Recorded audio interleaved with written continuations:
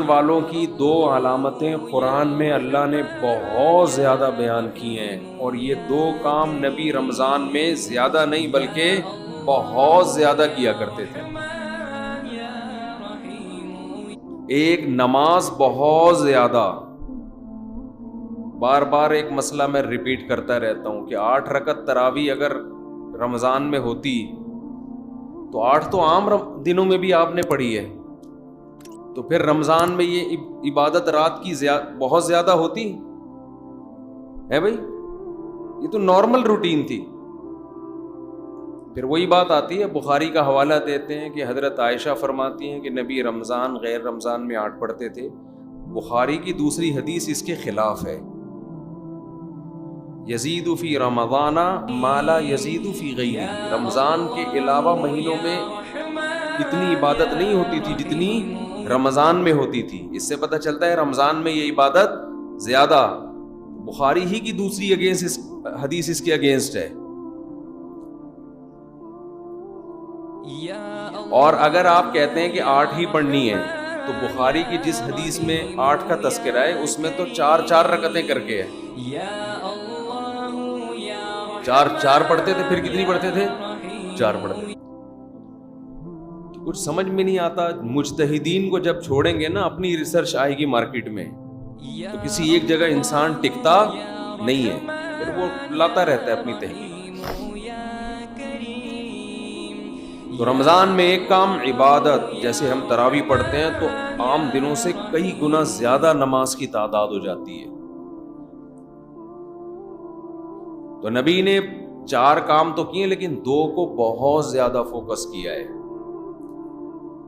ایک نماز کی بہت زیادہ کثرت، تو رمضان میں جتنا ٹائم آپ کے پاس رہ گیا ہے نماز کی مقدار، بولو بھائی بڑھا دیں، اور یہ عزم کر لیں پورے سال انشاءاللہ نماز کی پابندی کرنی ہے۔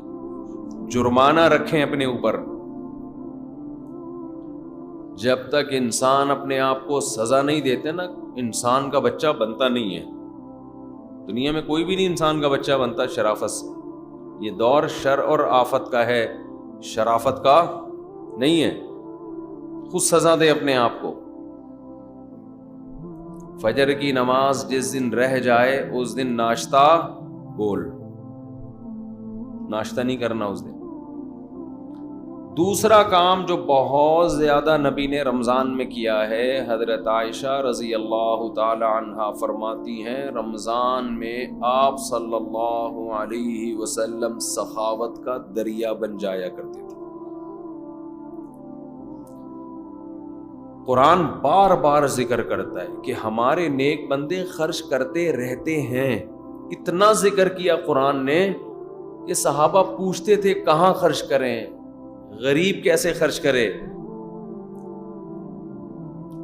اتنی ترغیب دی، پورے باغ آ کے صحابہ نے صدقہ کر دیے۔ جہاں نماز کا ذکر وہیں اللہ نے صدقے کا ذکر کیا۔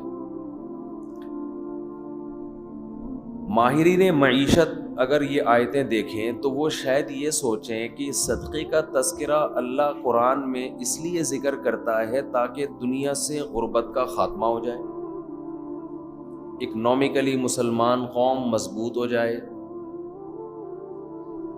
سمجھ رہے ہیں بھائی، یہی وجہ ہوگی نا، تاکہ سب دیں اور معیشت میں اعتدال پیدا ہو جائے۔ یہ وجہ دوسرے نمبر پر ہے، اصل وجہ یہ نہیں ہے۔ سمجھ رہے ہو کہ نہیں سمجھ رہے؟ یہ اصل وجہ بولو نہیں ہے۔ اصل وجہ یہ ہے کہ انسان اور بندے کا جو اللہ اور بندے کا جو تعلق ہے نا، اللہ چاہتے ہیں تم یہ ثابت کرو اپنے عمل سے کہ تمہارا مجھ پر ایمان ہے اور تمہیں یقین ہے کہ ایک دن تمہاری مجھ سے ملاقات ہونے والی ہے، اور تم دنیا کو مسافر خانہ سمجھتے ہو اور تم دنیا سے دل نہیں لگاتے ہو۔ اس کے لیے جب تک روکڑا خرچ نہیں کرو گے مجھے یقین نہیں آئے گا۔ بہت مشکل ہے باس. اس کے لیے جب تک روکڑا خرچ نہیں ہوگا, اللہ کہتے ہیں مجھے تمہارے دعووں پر یقین نہیں آئے گا. اس کی مثال دیتا ہوں میں. ایک کروڑ پتی تاجر آپ کے پاس آیا اور کہنے لگا کہ ایک پلاٹ بک رہا ہے, خرید لے, انویسٹ کر لے, پیسے نہیں ہیں ادھار لے کے ڈال دے. 1 کروڑ کا لے گا, میں تجھے قسم اٹھا کے کہتا ہوں 1 مہینے میں 30-40 لاکھ اس کی قیمت بڑھ جائے گی. پھر نہ بولنا کہ سودا ہاتھ سے نکل گیا. اس کی جگہ جب میں ہوں گا تو میں اسے مشورہ دوں گا, اگر تجھے اتنا ہی یقین ہے کہ یہ 1 مہینے میں 1 کروڑ سے 1 کروڑ 50 لاکھ کا ہو جائے گا تو اپنے پیسے لگا دے. کیا خیال ہے وہ؟ اب وہ جواب میں ای آ چوں چاں چیں چوں کرنے لگے. اس کا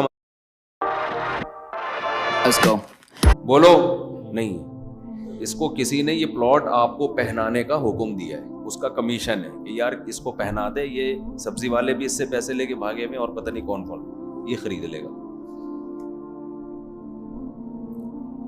جس کو یقین ہوتا ہے وہ اپنا سودا جانے دیتا ہے.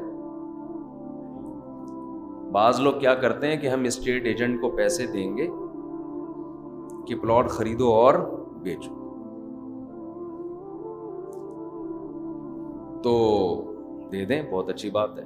لیکن عام طور پہ اسٹیٹ ایجنٹ کیا کرتے ہیں, اور بہت صحیح کرتے ہیں وہ, کیونکہ ان کی جگہ آپ ہوتے تو آپ بھی یہی کر رہے ہوتے. جہاں لگا کہ انویسٹمنٹ کم اور پروفٹ زیادہ, تو وہ آپ کا نہیں بلکہ اپنا پیسہ لگائے گا اس میں, سمجھتے ہو؟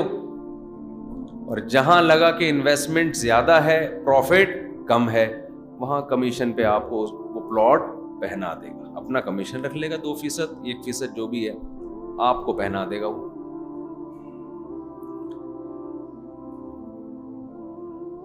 سارے نہیں ہوتے, لیکن ہم اکثر ایسا ہی ہو رہا ہوتا ہے. جب آپ خود اس کی جگہ ہوتے تو یہی کر رہے ہوتے, تو پھر خود سوچ لو, پھر اس میں کون سی ایسی گھبرانے کی بات. وہ کیوں لگائے گا آپ کے پیسے؟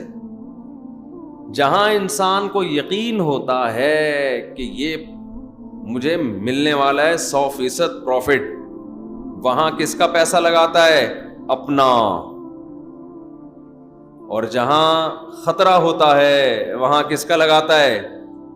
دوسروں سے پیسے لے کے لگاتا ہے.